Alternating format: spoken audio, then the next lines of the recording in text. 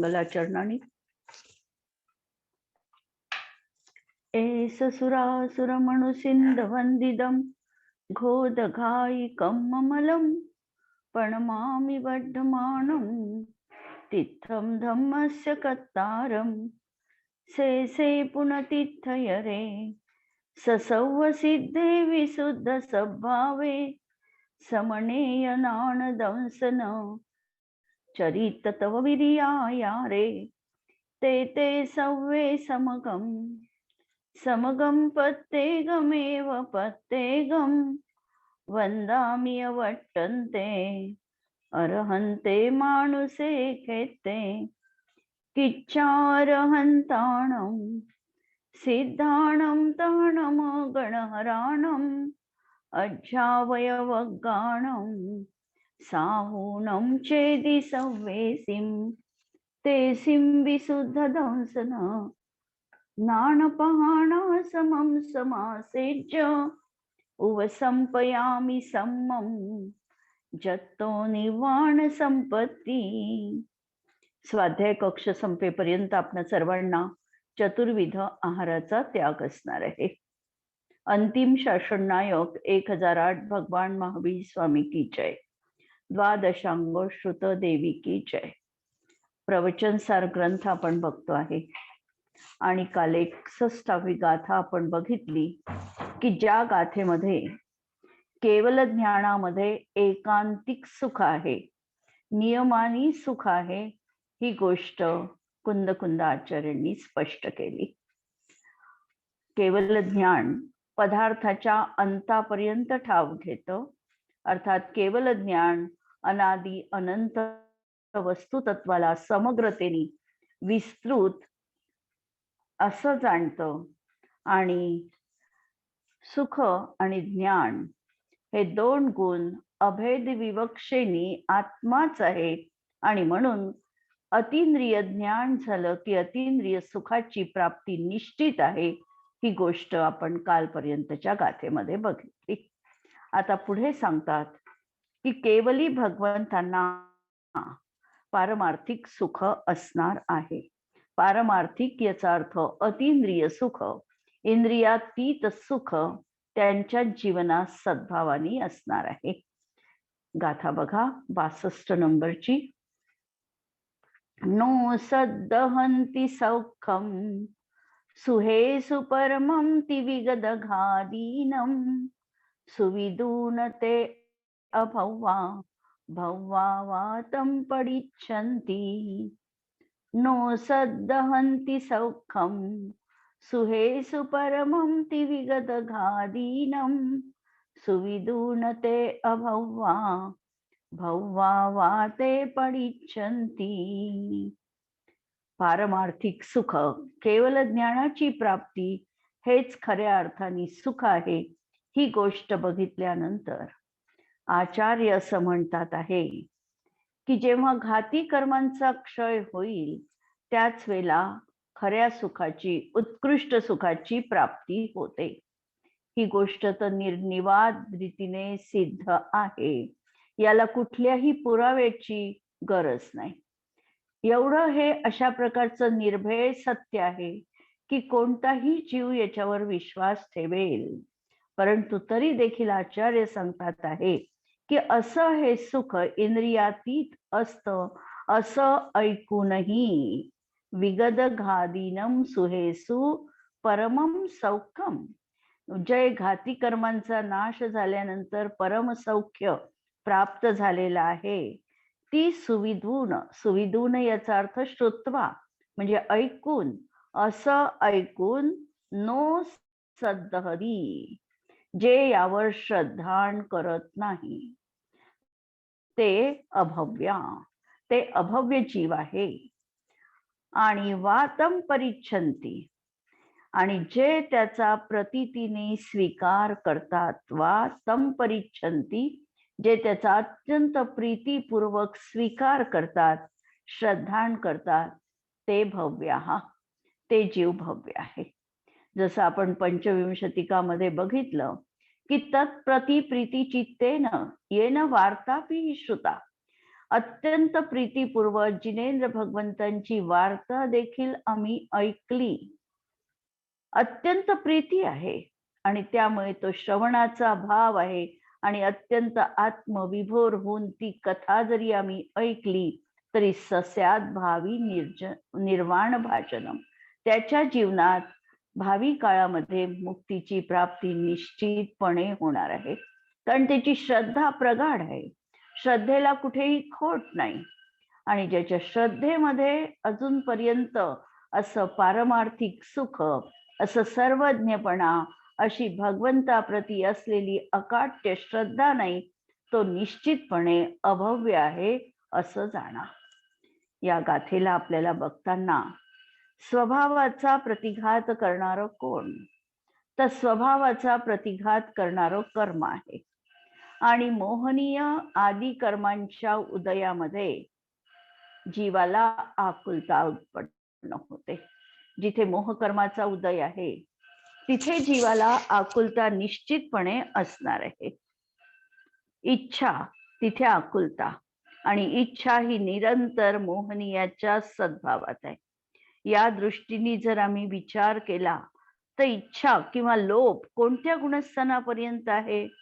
तर 10व्या गुणस्थानापर्यंत सूक्ष्म लोभाचा उदय आहे.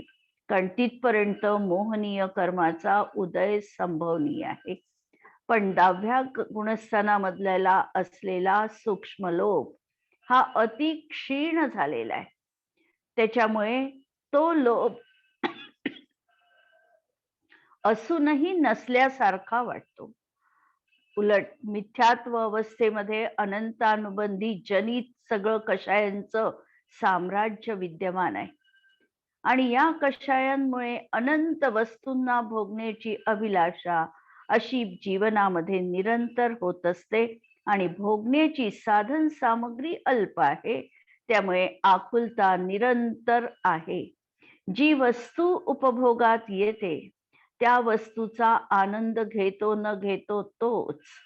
दुसऱ्या वस्तूची अभिलाषा अंतरंगामध्ये जागृत झाली असते. आणि म्हणून असं म्हटलं जातं की इच्छा आणि इच्छा तृप्ती यांचा कधीही मेळ बसत नाही. ज्याची इच्छा आहे त्याची तृप्ती होतच नाही, तर दुसरी इच्छा आहे. आणि म्हणून असा इच्छा आणि इच्छा तृप्तीचा पाठशिवणीचा खेळ सुरू आहे. आणि अशी ही आकुलता सदैव अंतरंगामध्ये भरून असते. म्हणून मोहनीय कर्माच्या उदयात आकुलता पण आहे. आणि तरी देखील आम्हाला जीवनामध्ये कधी कधी साता वेदनीय जनित सुखाची अनुभूती त्या ठिकाणी वाटते. सांसारिक सुख ज्याला आम्ही सांसारिक म्हणणार आहे, पण खऱ्या अर्थाने हे जर बघितलं तर ते खरं सुख नसून सुखाभास आहे. आणि यालाच हा अज्ञानाने सुख मानत आलेला आहे. जे आम्हाला आज सुखोपभोगाची सामग्री मिळते की ज्याचा उपभोग घेत असताना आम्ही आनंदी आहोत, समाधानी आहे, आम्ही सुखी आहोत असं आम्ही स्वतःला मानतो. जर बारीक दृष्टीने किंवा अंतर्मुख होऊन जर विचार केला तर हे सुख सगळं कसं आहे? क्षणभंगूर आहे, नंतर कर्माच्या अधीन असणार आहे. या सुखानंतर परत दुःख जीवनामध्ये असणार आहे. आणि तरी या सुखाला आम्ही सुख म्हणावं अशी कुठलीही याच्याजवळ गोष्ट नाही.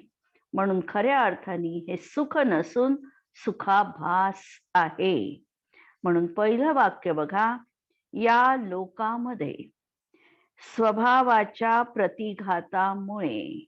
स्वभावाचा प्रतिघात करणारं कोण? तर कर्म हे स्वभावाचं प्रतिघात करणारं आहे. हे निमित्त कारणाच्या अपेक्षेने कथन केलं की कर्माच्या निमित्तामध्ये आमच्या सुखाचा प्रतिघात झाला.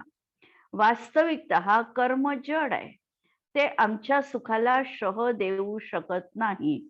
आमचं सुख दुःख हे आमच्या अधीन आहे. आमची उपादानगत योग्यता, आमचा कषाय भाव, आमचे राग द्वेषादी परिणाम वास्तविकतः हेच आमच्या सुखामध्ये प्रतिघात करणारे आहे. म्हणून उपादानाच्या अपेक्षेने जर बघितलं तर आमचा कषाय भाव, आमचा मोह भाव, आमची आकुलता हे दुःखाला कारणीभूत आहे. आणि कर्माच्या दृष्टीने बघितलं तर कर्माचा उदय हा त्या ठिकाणी स्वभावाच्या प्रतिघातामध्ये निमित्त कारण असणार आहे. म्हणून स्वभावाच्या प्रतिघातामुळे आणि आकुलतेमुळे, आकुलता मोहनीयाच्या उदयात, म्हणून मोहनीयादी कर्मांनी सहित जीवांना सुखाभासामध्ये सुख, वास्तविकता ते सुखाचा आभास निर्माण करतात की सुख तुला प्राप्त झालं, पण कोणतं सुख मिळालं? आत्मजन्य सुखाची तर गोष्टच नाही. आम्हाला हे सांसारिक सुख, विनाशिक सुख, अशाश्वत सुख, कर्मोदयजन्य सुख त्या ठिकाणी वाटत आहे. म्हणून सुखाभासामध्ये सुख अशी अपारिमार्थिक रूढीगत मान्यता आहे. म्हणून अनादी कालापासून एखाद्या जीवाला विचारलं की तू सुखी आहे की दुःखी आहे, तर साधारणतः उत्तर असं येतं, सुखवस्तू घराण्यातला असेल तर मी खूप सुखी आहो. कारण या ठिकाणी त्याला दुःख आहे असं वाटतच नाही. आणि जोपर्यंत सुखामध्ये दुःखाची अनुभूती तो घेत नाही तोपर्यंत अजून सम्यक्त्वाची त्याला जीवनात प्राप्ती नाही. या सुखालाच तो, लौकिक सुखालाच तो पारमार्थिक सुख मानून बसलेला आहे. लौकिक सुखाची जाती वेगळ्या दर्जाची आहे आणि आत्मिक सुखाची जाती वेगळ्या दर्जाची आहे. याची कधीही तुलना होऊ शकत नाही. एक आहे इंद्रियज सुख आणि एक आहे अतिंद्रिय सुख. या दोन सुखाची तुलना होणार नाही. म्हणून ज्याला आम्ही व्यवहारामध्ये सुख म्हणतो आहे, निश्चयाच्या दृष्टीमधून ते सुख नसून केवळ सुखाचा आभास आहे.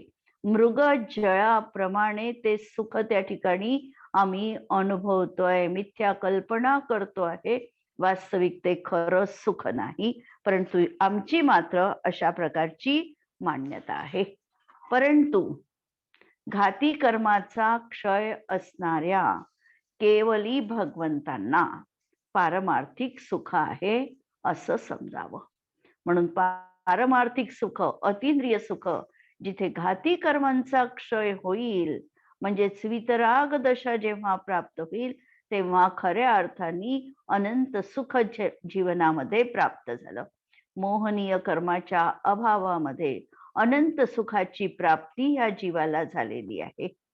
कारण स्वभाव प्रतिघाताचा अभाव आणि अनाकुलत्व यामुळे सुखाच्या यथोक्त कारणाचा आणि लक्षणाचा तेथे सद्भाव आहे. सुखाचं लक्षण काय आहे? तर अनाकुलता हे सुखाचं लक्षण आहे आणि सिद्धांमध्ये आता आकुलता नाही, म्हणून अनाकुलत्व हे लक्षण सिद्धांच्या जीवनात घटित होते. आणि दुसरं की स्वभावाचा प्रतिघात करणाऱ्या सर्व कर्मांचा त्या ठिकाणी क्षय झालेला आहे. म्हणून हे दोन कारण की जिथे स्वभावाचा प्रतिघात आता करणारी कारण दूर झालेली आहे, हे एक कारण. आणि अनाकुलपणा त्यांच्या ठिकाणी आहे, कारण त्याचं सुखाचं लक्षण असणार आहे. असा तिथे सिद्धांमध्ये खऱ्या अर्थाने सुख आहे. खरोखर ज्यांना असे श्रद्धा नाही, पुढचं अत्यंत महत्वाचं आहे की ज्यांना असं श्रद्धा नाही ते वास्तविक मोक्ष सुखरूप परम अमृताचे पान करण्यापासून फार दूर राहणारे अभव्य, म्हणजे ज्यांना असं सुख श्रद्धा नाही ते मोक्ष सुखाची, परम अमृताची उपलब्धी करू शकत नाही. ते अत्यंत त्यापासून दूर आहे. म्हणून ते असे अभव्य आहे की जे अभव्य मृगजळालाच पाणी समजतात. वास्तविकतः मृगजळ म्हणजे केवळ पाण्याचा भ्रम आहे. त्या ठिकाणी प्रत्यक्षात पाणी यत्किंचितही नाही. त्याप्रमाणे जो जीव इंद्रिय सुखांना असं मानतो की हे पारमार्थिक सुख आहे, त्यासाठी आचार्य सजग करतात की तू ज्याला सुख म्हणतो आहे ते मृगजळाप्रमाणे आहे, तिथे सुख यत्किंचित देखील असणार नाही. म्हणून ते मृगजळामध्ये जलाचाच अनुभव घेतात. जे पुन्हा तत्काल हे वचन श्रद्धेने स्वीकारतात. पण ज्यांची मात्र जिनेंद्र भगवंतावर श्रद्धा आहे, आचार्य प्रणीत शास्त्रांवर अकाट्य श्रद्धा आहे, ते जीव श्रद्धेनी ही गोष्ट त्या ठिकाणी स्वीकारतात. ते मोक्षलक्ष्मीचे भाजन आसन्न भव्य आहे. आणि जे पुढे स्वीकार करतील ते दूर भव्य आहे. म्हणजे या ठिकाणी पहिल्यांदा 3 प्रकारचे जीव दाखविले. एक अभव्य जीव दाखविला, दुसरा आसन्न भव्य दाखविला आणि दुसरा दूरातिदूर भव्य दाखवला. पहिल्यांदा तर अभव्य कुणाला म्हणायचं? वास्तविकतः द्रव्यदृष्टीने सर्व जीव समान आहे. प्रत्येकामध्ये मोक्ष पर्याय किंवा मोक्षाला उपलब्ध करण्याची सामग्री विद्यमान आहे. द्रव्यदृष्टीने सर्व जीव समान आहे. पण असं असताना देखील द्रव्यगत त्यांची योग्यता असताना सुद्धा सम्यक दर्शनादी प्राप्त करण्याची पर्यायगत योग्यता त्यांच्या जीवनात असत नाही. म्हणजे पर्यायीमध्ये कधीही ते सम्यक्त्वाची प्राप्ती करून घेऊ शकत नाही. तशी त्यांची पर्यायगत योग्यताच कधी असत नाही. त्यांना कधीही रत्नत्रयाची प्राप्ती होत नाही. अशा जीवांना अभव्य जीव म्हणायचं. उदाहरण आपल्याला नेहमीच अभव्यासाठी माहिती आहे की मूग आहे आणि मुगामध्ये काही घट्टू मूग असतात की जे कितीही शिजवले तरी शिजत नाही. तर असे न शिजणारे, न भिजणारे, न श्रद्धान करणारे असे जे जीव आहे ते अभव्य जीव आहे. म्हणून पहिले अभव्य, दुसरं आता भव्य की जे ज्यांची जिनेंद्र वचनावर प्रीती आहे, श्रद्धा आहे, ते भव्य आहे. आणि पर्यायीमध्ये ज्यांना सम्यक दर्शनाची प्राप्तीची योग्यता पण विद्यमान असते त्यांना भव्य जीव म्हणायचं. हे भव्य जीव देखील तसे पाहिले तर 3 तऱ्हेचे आहे. एक आसन्न भव्य. आसन्न भव्य म्हणजे उपदेश ऐकला, उपदेश ऐकल्याबरोबर त्यांच्या जीवनामध्ये क्रांती घटित झाली, परिवर्तन घटलं. ज्यांनी अत्यंत श्रद्धेने प्रीतीपूर्वक जिनेंद्र भगवंतांचा आश्रय घेतला आणि निकट काळामध्ये जे मोक्षाला जाणार त्यांना आसन्न भव्य म्हणायचं. आता काही जीव असे असतात की जे मोक्षाला तर जातात पण ताबडतोब विश्वास मात्र ठेवत नाही त्याच भवामध्ये. जसं आपल्याला मारीचीचा जीव माहिती आहे की आदिनाथ स्वामींच्या समवशरणामध्ये जेव्हा दिव्यध्वनी किरली आणि मारीची 24वे तीर्थंकर होणार आहे ही वार्ता मारीचीच्या जीवनात कानावर पडली. मारीचीला असं वाटलं की मी कसंही श्रद्धान केलं आणि मी कसंही आचरण केलं तरी देखील मला मोक्षाला जायचंच आहे. म्हणून त्यांनी जिनेंद्र भगवंतावर जसं सांगितलं तशी श्रद्धा केली नाही, परंतु म्हणून तो दूरभव्य झाला की त्या भवामध्ये त्यांनी श्रद्धा ठेवली नाही. पण पर्यायगत योग्यता त्याच्या जीवनात भव्य बनण्याची होतीच, आहेच.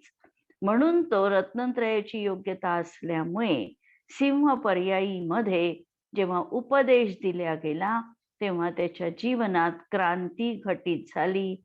खऱ्या देवांबद्दल, शास्त्राबद्दल अत्यंत रुची जीवनामध्ये प्रगट झाली आणि हा जीव महावीर स्वामीचा जीव बनला. तर असं आपल्याला उदाहरणं अनेक शास्त्रामध्ये अशी आपल्याला उदाहरणं दिसतील. श्रेणिकाचं उदाहरण पण आपण बघू शकतो की श्रेणिक राजाला देखील सुरुवातीला बौद्ध धर्मीय असल्यामुळे चेलना राणीने जे काही सांगितलं अशा जैन धर्मावर त्याची बिलकुल श्रद्धा नव्हती आणि जैन धर्मांच्या साधूंना कसा त्रास देता येईल याची तो संधी बघत असे.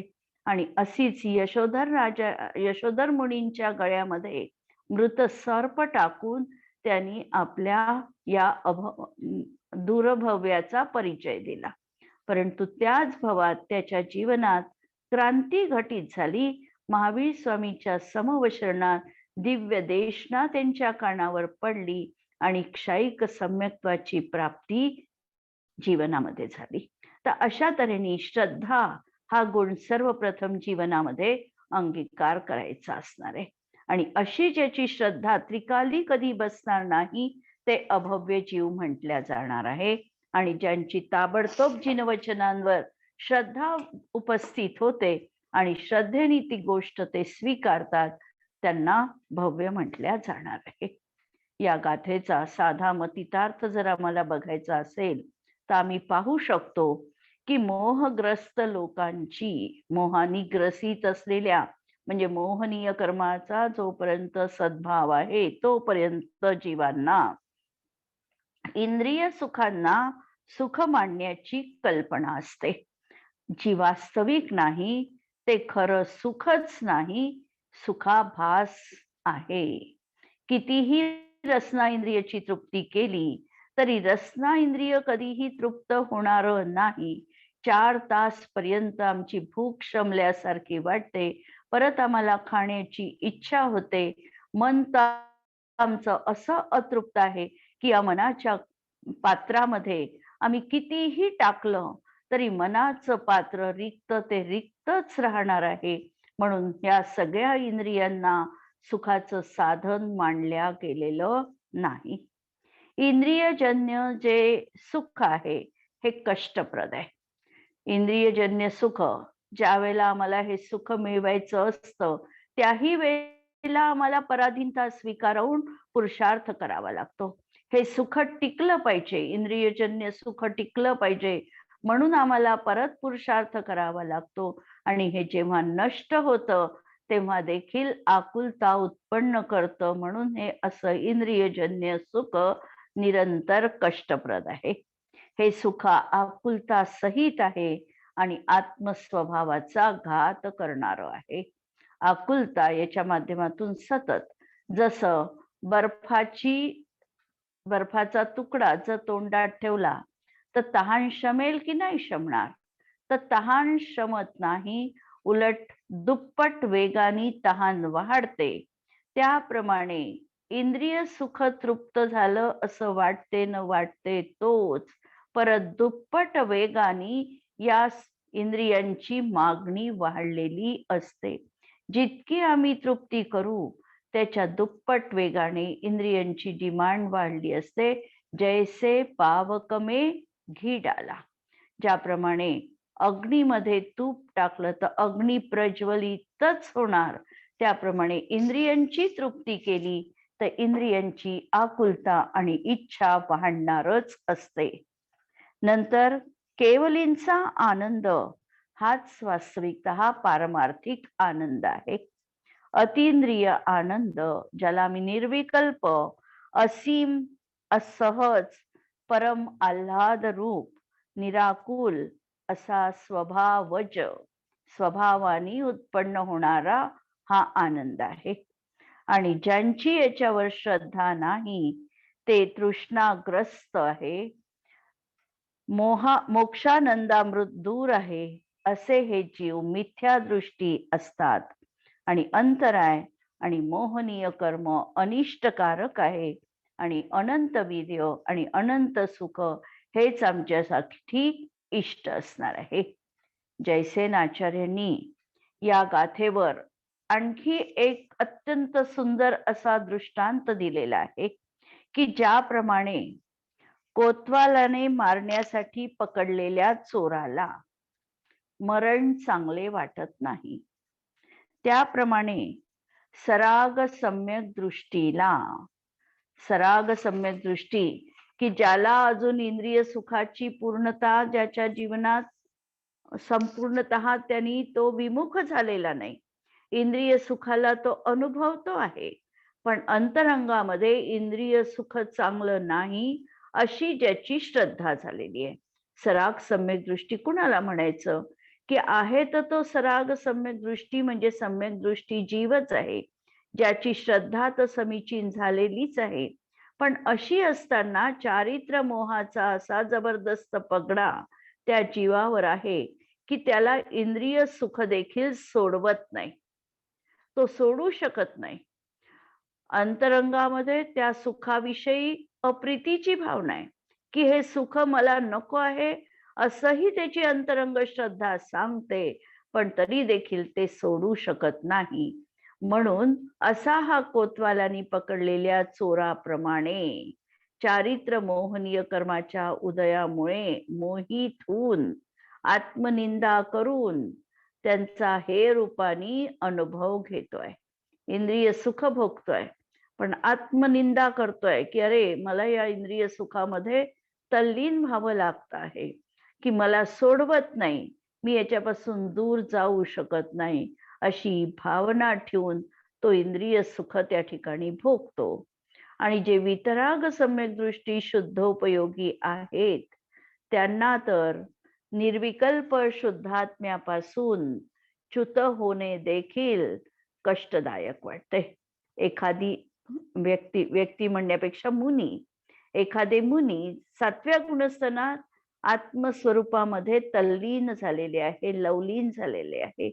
जेव्हा त्यांची भूमिका बदलते आणि आहाराचा विकल्प त्यांच्या जीवनात येतो, ते देखील त्यांच्या जीवनात त्यांना कष्टकारक वाटते. त्यांना परोपदेश देण्याचा जेव्हा लोकांना द्यावा लागतो, त्यावेळेला ते देखील त्यांच्यासाठी कष्टप्रद वाटतं. म्हणजे शुद्धोपयोगापासून च्युत होऊन शुभोपयोगाच्या भूमिकेत येणं देखील ज्यांना अत्यंत कष्टप्रद वाटतं, अशा तऱ्हेचे ते जीव असतात, की जे निर्विकल्प अनुभूती सातत्याने अनुभवण्याचा प्रयत्न करतात, परंतु क्षयोक्षमजन्य ज्ञानामुळे ते त्या अनुभवामध्ये अंतर्मुहूर्तापेक्षा जास्त काळ राहू शकत नाही. त्यांना शुभोपयोगामध्ये यावं लागतं आणि शुभोपयोग त्यांच्या जीवनात हा त्यांना महान कष्टकारक वाटतो. अशा तऱ्हेची गोष्ट जयचंद आचार्यांनी आपल्या टीकेमध्ये प्रस्तुत केलेली आहे. आणि पुढे उदाहरण सांगितलं, की जसे माशांना जर जमीनच जाते, मासे जर जमिनीवर आले तर ते तडफडतात. पाणी हेच त्यांचं जीवन आहे आणि म्हणून त्यांना जमीन जाते. तर अग्नीबद्दल काय बोलावे? आणि अशा माशांना अग्नीत टाकलं तर मग सांगायची काही सोयच नाही. त्यांचं दुःख आपण वर्णन करू शकत नाही. त्याप्रमाणे समता सुखाला अनुभवणाऱ्या मनुष्याला समतेपासून च्युत होणे चांगले वाटत नाही. त्याला 7व्या गुणस्थानाच्या भूमिकेतून 6व्या गुणस्थानात येणं त्याला चांगलं वाटत नाही. मग विषय भोगामध्ये ते कसे रमतील? आणि ह्या ज्या गोष्टींवर ज्यांचा विश्वास बसत नाही, विश्वास का नाही बसत? कारण त्यांना या सुखाची जाती कळलेलीच नाही. अशा प्रकारचं अतिंद्रिय सुख असतं, हे ज्यांच्या भूमिकेमध्ये त्यांना ज्ञातच झालं नाही, असे जीव या गोष्टीवर विश्वास ठेवत नाही. ते अभव्य जीव आहे. आणि किंवा दुसऱ्या तऱ्हेने आम्ही म्हणू शकतो, की अभव्यांचा या गोष्टीवर विश्वास बसत नाही. 2 वाक्य सांगितले, की या गोष्टींवर ज्यांचा विश्वास बसत नाही, ते अभव्य आहे. आणि अभव्यांचा या गोष्टीवर विश्वास बसतच नाही. तर ही जे दुसरं वाक्य आहे, की अभव्यांचा या गोष्टीवर विश्वासच बसत नाही. त्यांना हे सगळं अनाकलनीय वाटतं. त्यांना हे सगळं कपोल कल्पित वाटतं आणि म्हणून त्यांचा या गोष्टींवर कधीही विश्वास नाही. सर्वज्ञपणा असू शकतो, ज्ञानाची असीम सीमा असू शकते, इंद्रिय सुखामध्ये पेक्षा अतिंद्रिय सुखाची अत्यंत विरुद्ध गोष्ट अशी असू शकते, खरा आनंद ज्ञानामध्ये असू शकतो. या गोष्टी अभव्य या गोष्टींवर कधीही विश्वास ठेवत नाही. कवी वृंदावनजी या संबंधामध्ये म्हणतात, की जिनको यह घाती कर्म विघातिके ज्योत केवल ज्योती अनंतपुरी है. ज्यांना ह्या घाती कर्माचा विघात करून केवल ज्ञान रूपी ज्योती त्यांची अनंत रूपाने स्फुरायमान झाली आहे. अनंतपुरी आहे. पुरी हे म्हणजे स्फुरायमान झालेली आहे. सुखमे उत्कृष्ट अतींद्रिय सौख्य तिने सर्वंग अभंगपुरी है.